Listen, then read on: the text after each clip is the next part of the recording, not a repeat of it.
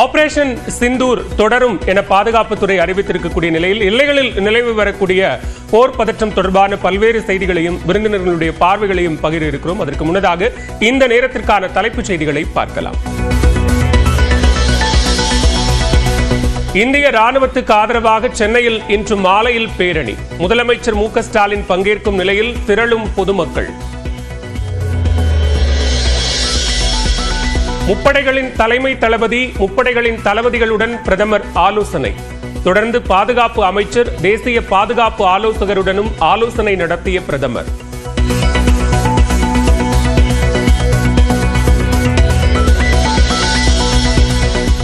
மே 7ஆம் தேதி நடத்திய ஆபரேஷன் சிந்தூரில் உயிரிழந்த 5 பயங்கரவாதிகளின் விவரங்கள் வெளியீடு. லஷ்கர் ஏ தொய்பாவை சேர்ந்த 2 பேரும் ஜெய்ஷே முகமதுவை சேர்ந்த 3 பேரும் கொல்லப்பட்டதாக அறிவிப்பு.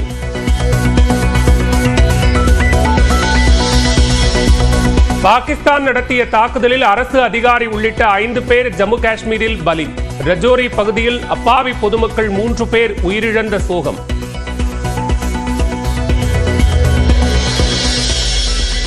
பாகிஸ்தான் தாக்குதலில் உயிரிழந்த ஜம்மு காஷ்மீரை சேர்ந்தவர்களின் குடும்பங்களுக்கு தலா 10 லட்சம் ரூபாய் நிதி உதவி. முதலமைச்சர் உமர் அப்துல்லா அறிவிப்பு.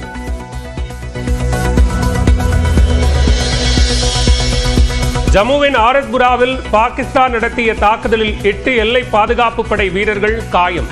ராணுவ மருத்துவமனையில் சிகிச்சை பெற்று வருவோரில் 2 பலத்த காயம். ஜம்முவில் பணியில் உள்ள ராணுவ வீரர்களுக்காக சேகரிக்கப்படும் ரத்தம். சண்டிகரில் ஆர்வமாக வந்து இரத்த தானம் செய்யும் தன்னார்வலர்கள்.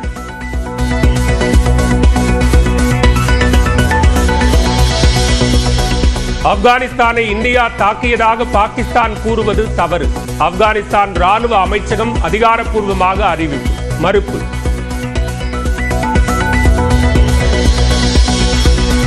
டெல்லியில் வருகை மற்றும் புறப்பாடு என மொத்தம் 60 உள்நாட்டு விமான சேவைகள் ரத்து. வெளிநாட்டு விமான சேவைகளில் எந்த பாதிப்பும் இல்லை என்று அறிவிப்பு.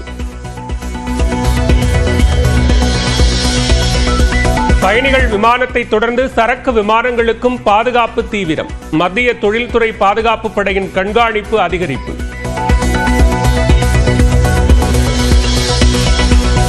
சண்டையிடும் நோக்கத்துடன் இந்தியாவை நோக்கி படைகளை நகர்த்துகிறது பாகிஸ்தான். செய்தியாளர்களை சந்தித்த விங் கமாண்டர் வியோமிகா சிங் தகவல்.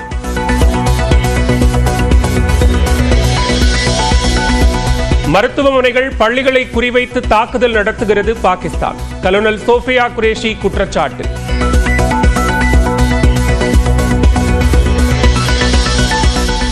சிசா உள்ளிட்ட விமானப்படை தளங்களை தாக்கியதாக பாகிஸ்தான் கூறுவது உண்மை அல்ல. புகைப்படங்களை வெளியிட்டு பாதுகாப்பு படை அதிகாரிகள் விளக்கம்.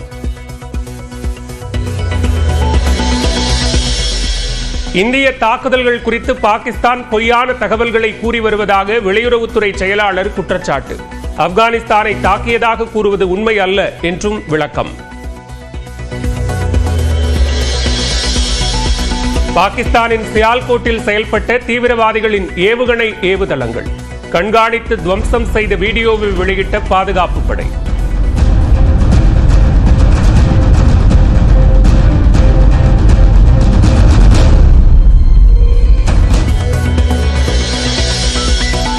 பாகிஸ்தான் ஏவிய ஏவுகணைகளை இந்தியா சுட்டு வீழ்த்திய நிலையில் ஜம்முவின் பிஷ்னா பகுதியில் சிதறி கிடக்கும் பாகங்கள்.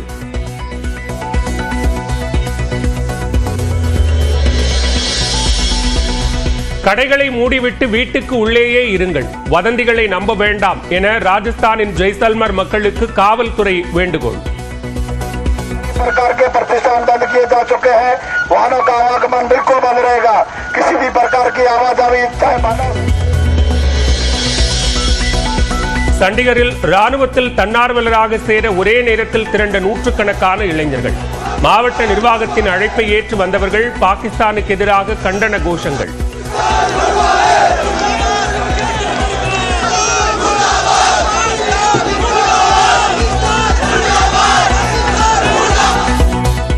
பாகிஸ்தான் தாக்குதலுக்கு எதிராக இந்திய ராணுவம் பதிலடி கொடுத்து வரும் நிலையில் இந்திய ராணுவத்தின் வீரம், தியாகம், அர்ப்பணிப்பை போற்றும் வகையில் சென்னை காமராஜர் சாலையில் முதலமைச்சர் மு க ஸ்டாலின் தலைமையில் பேரணி நடைபெற இருக்கிறது. தொடர்பான கூடுதல் விவரங்களோடு இணைகிறார் சிறப்பு செய்தியாளர் வேல்முருகன்.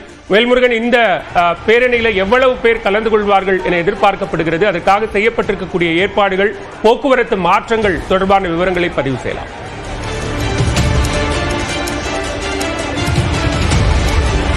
பாலவேல், குறிப்பாக இந்திய எல்லையில நம்மளுடைய இந்திய வீரர்கள் தற்பொழுது பாகிஸ்தானுடைய அத்துமீறலை எதிர்க்கக்கூடிய வகையில கடுமையான ஒரு போராட்டத்தில் ஈடுபட்டிருக்கிறார்கள். தொடர்ச்சியாக ட்ரோன் தாக்குதல் மூலியமாக தற்போது பல்வேறு அத்துமீறல்களை செய்யக்கூடிய பாகிஸ்தான் ராணுவத்தை தற்போது தொடர்ச்சியாக நம்முடைய இந்திய ராணுவம் கடுமையான ஒரு தாக்குதலை நடத்தி அவர்களை முறியடித்து வருகிறார்கள்.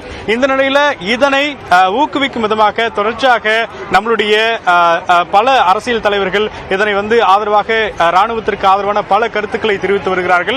அதனை ஒரு படி மேலாக சென்று தமிழ்நாடு முதலமைச்சர் இன்று ஒரு பிரம்மாண்டமான ஒரு ஆதரவு பேரணி நடத்துவதற்கு இன்று காமராஜர் சாலையில் இருக்கக்கூடிய மெரினா கடற்கரையினுடைய டிஜிபி அலுவலகத்திலிருந்து போர் நினைவிடம் வரைக்கும் ஒரு பிரம்மாண்டமான ஒரு ரேலியை பேரணி நடத்துவதற்கு தமிழ்நாடு முதலமைச்சர் இன்னும் சற்று நேரத்தில் வருகை தர இருக்கிறார்.